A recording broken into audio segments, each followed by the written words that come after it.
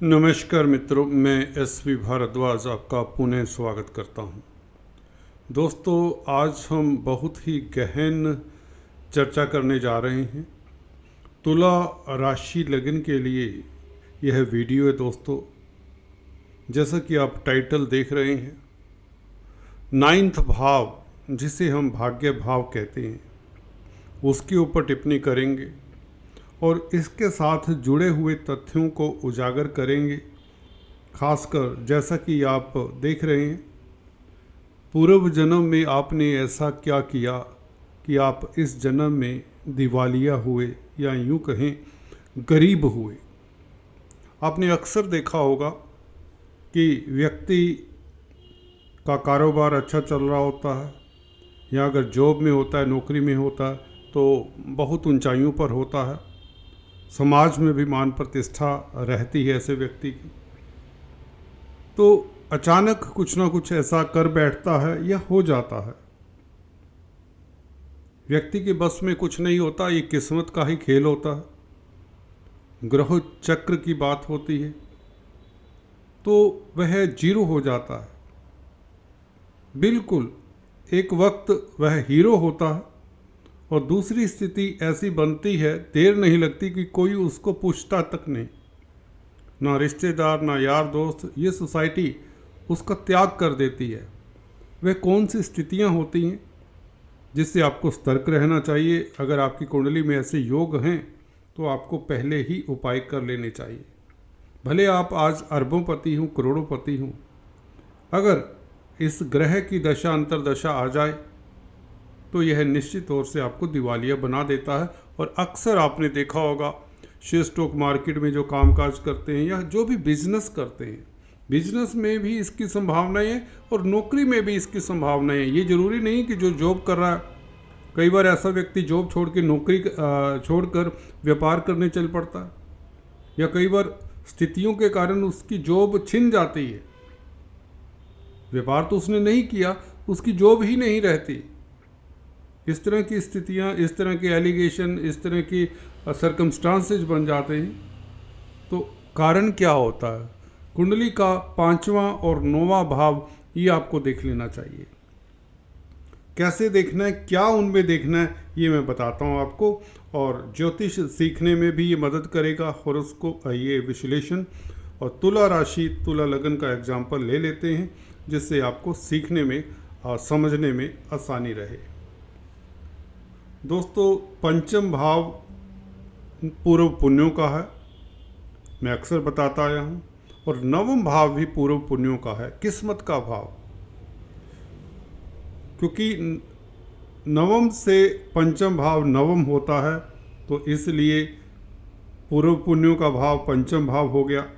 और किस्मत तो अपने आप में ये वर्ड एक्सप्लेन करता है कि जो व्यक्ति भाग्य साथ लेकर आता है तो वो पूर्व पुण्यों के कारण ही लेकर आता है। तो दोनों ये भाव हैं जो, जिसे हम लक्ष्मी स्थान भी कहते हैं, त्रिकोण स्थान, इनका संबंध हमारे पिछले जन्म के किए हुए कर्मों के साथ ही है।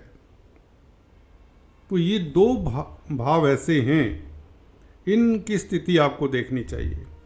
9th हाउस भाग्य भाव, किस्मत जिसे कहते हैं, और पंचम भाव जो पुण्यों को सीधे दर्शाता है। अगर पंचम भाव में क्रूर ग्रह हैं या पंचमेश कमजोर है, 6, 8, 12 भावों में बैठा है, या कहीं भी बैठा राहु केतु इत्यादि के साथ है, शत्रु ग्रहों के से प्रभावित है, 6, 8, 12 भावों के मालिक से प्रभावित है, तो ऐसे व्यक्ति को कभी ना कभी जिंदगी में ऊंचाइयों से नीचे आने का भय रहता है। सो बी केयरफुल। एक तो पंचम भाव की स्थिति देखनी चाहिए, पंचमेश की स्थिति। पंचम भाव में भी कोई अशुभ ग्रह ना हो तो अच्छा, जैसा कि अभी इस एग्जाम्पल की बात करेंगे। इसी तरह से नवम भाव बहुत महत्वपूर्ण भाव है, पंचम से भी ज़्यादा महत्वपूर्ण नवम भाव है एक मायने में। हालांकि पंचम भाव भी उतना ही इम्पोर्टेंस रखता है, क्योंकि नवम से नवम है तो पंचम भाव पूर्व पुण्यों का सीधे सीधे हो जाता। तो किस्मत का भाव, भाग्य, ईश्वरीय आशीर्वाद का भाव, किस्मत का ये जो खाना है, अगर किसी कुंडली में अच्छा होता है तो अच्छा कैसे होता है? जब लग्नेश भाग्यस्थान में हो या लगन का मालिक केंद्र में त्रिकोण में हो तो व्यक्ति भाग्यशाली। 6, 8, 12 भावों में नहीं होना चाहिए तो भाग्य उसका उतना साथ नहीं देगा। भाग्यस्थान का मालिक 6, 8, 12 भावों में नहीं होना चाहिए, त्रिक भावों में। यही है ना सूत्र। और केंद्र त्रिकोण में हो तो केंद्र त्रिकोण राजयोग, बहुत अच्छा, व्यक्ति भाग्यशाली।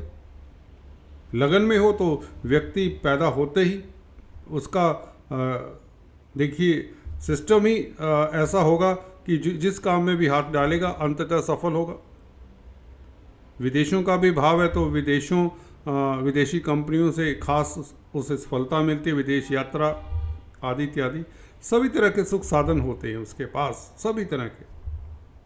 परंतु भाग्य भाव का मालिक 9th हाउस का मालिक स्ट्रोंग अगर नहीं है तो यही व्यक्ति जीरो हो जाता है।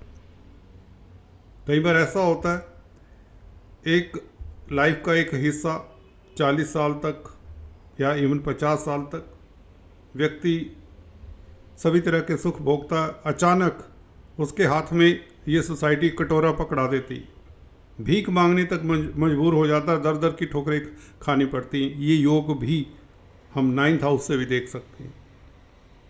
जैसा कि आप देख रहे हैं इस कुंडली में 9th हाउस में देखिए लग्नेश बैठा है, भाग्यशाली व्यक्ति। ये एग्जाम्पल होरोस्कोप में मैंने ये दिखाया है। शुक्र लगन का मालिक भाग्यस्थान में, तो इससे भाग्यशाली कौन होगा? जो खुद ही लगन का मालिक ही भाग्यस्थान में बैठ जाए तो व्यक्ति भाग्यशाली। और भाग्यस्थान के मालिक के साथ, बुध के साथ, ये तो परम भाग्यशाली होने का योग। सही बात है।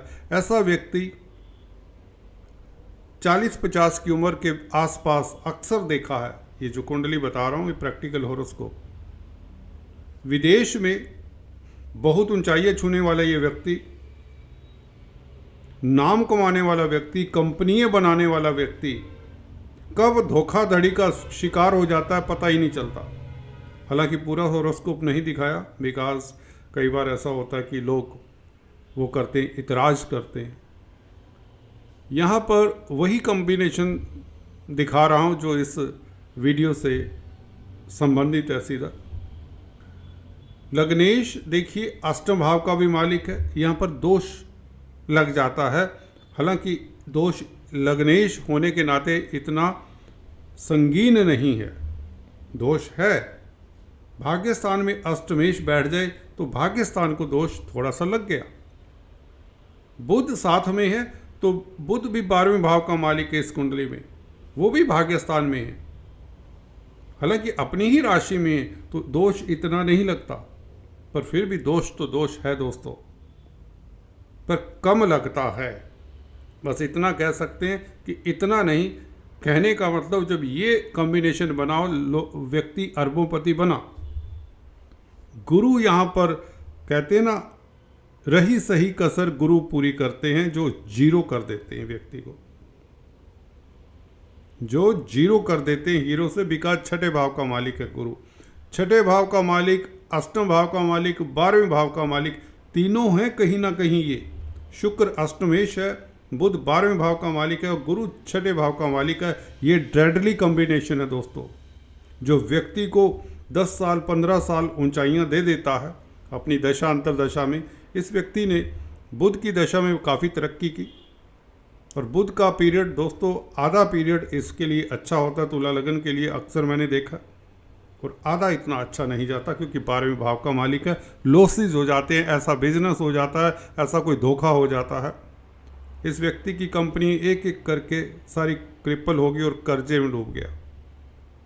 ये कॉम्बिनेशन किसी की कुंडली में ना हो, क्योंकि ये दुख देने वाला, देखने में बहुत अच्छा है, पर शुक्र के साथ गुरु का कॉम्बिनेशन नहीं होना चाहिए, बुध के साथ गुरु का कॉम्बिनेशन नहीं होना चाहिए।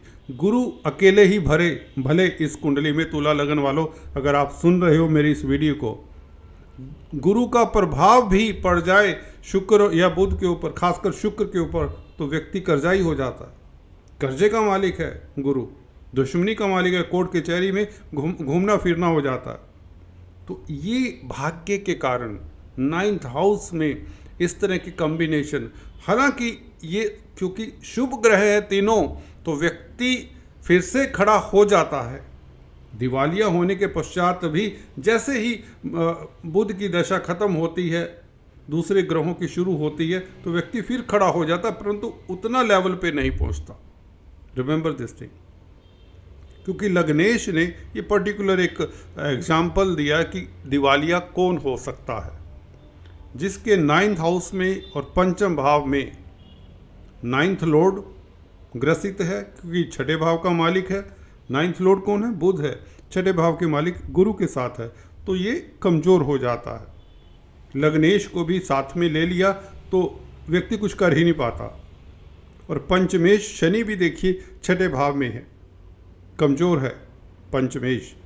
तो नवम स्थान और पंचम स्थान पूर्व पुण्यों के ऊपर आधिपत्य रखते हैं। इनका कमज़ोर होना, दूषित होना, व्यक्ति को रिस्की कार्य नहीं करने चाहिए और अपनी महादशा अंतर्दशा के ऊपर विचार करके रिस्क लेना चाहिए। खासकर नौकरी कई बार छोड़कर बिजनेस करने लग जाते हैं, कई बार बिजनेस छोड़कर नौकरी करने लग जाते हैं, या बिजनेस को बढ़ाने के चक्कर में थोड़ा सा उन्हें सतर्क होकर चलना चाहिए। यहाँ पर ये बहुत ज़रूरी हो जाता है कि गुरु का, एक तुला लगन की उसकी बात करने जा रहा हूँ, गुरु का संबंध शुक्र के साथ कतई नहीं होना चाहिए, शनि के साथ भी ना हो तो बढ़िया।